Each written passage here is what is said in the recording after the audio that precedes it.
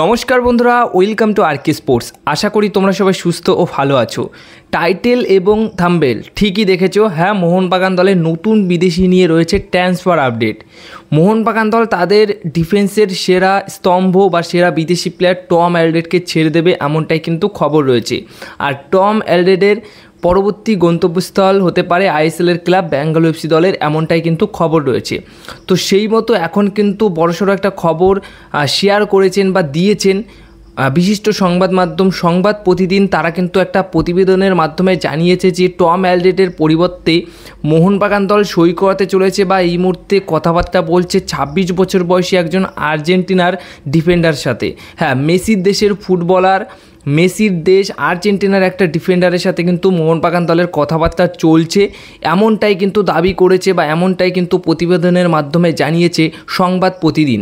সংবাদ প্রতিদিন যে নামটা বা যে বিদেশি প্লেয়ারটির নাম তারা শেয়ার করেছেন, যে যার সাথে মোহনবাগান দলের লিঙ্ক আপ এই মুহূর্তে হয়েছে, যে পরিবর্তিত প্লেয়ার হিসেবে আসতে পারে মোহনবাগান দলে, সেই প্লেয়ারটি হচ্ছেন কেভিন সিবিলি।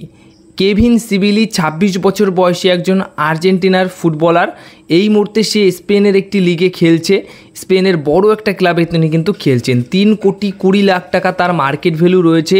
যথেষ্ট একজন ভালো ডিফেন্ডার এবং বয়স মাত্র 26 বছর, মানে সেরা, এখন তার নিজের সেরা ফর্মে বা সেরা পারফরমেন্সের মধ্যে তিনি রয়েছেন। জুন মাসের 30 তারিখেই চুক্তি শেষ হয়ে যাচ্ছে স্পেনের সেই দলের সঙ্গে। এই জন্যই কিন্তু মোহনবাগান দলের সাথে একটা লিঙ্ক আপের কথা জানা যাচ্ছে, যেহেতু তার চুক্তি শেষ হয়ে যাচ্ছে সেই দলের সঙ্গে।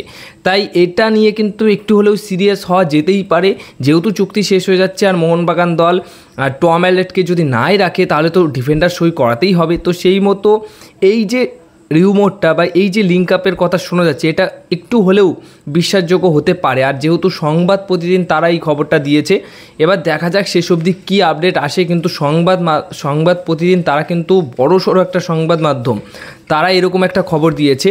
তো এর মধ্যে দেখা যাক কতটা সত্যি কতটা মিথ্যা রয়েছে, সেটা তো পরবর্তী সময় তোমরা জানতেই পারবে। কিন্তু হ্যাঁ, এই প্লেয়ারটির সাথে মোহনবাগান দলের লিঙ্ক আপ হয়েছে, এটা কিন্তু সংবাদ প্রতিদিন তারা জানিয়েছে। এবং তারা এটাও জানিয়েছে যে শুধুমাত্র এখন সরকারি ঘোষণাই বাকি রয়েছে, যে এই প্লেয়ারটির সাথে মোহনবাগান দলের কথাবার্তা ভালো এগিয়েছে, এরকম তাদের দাবি রয়েছে।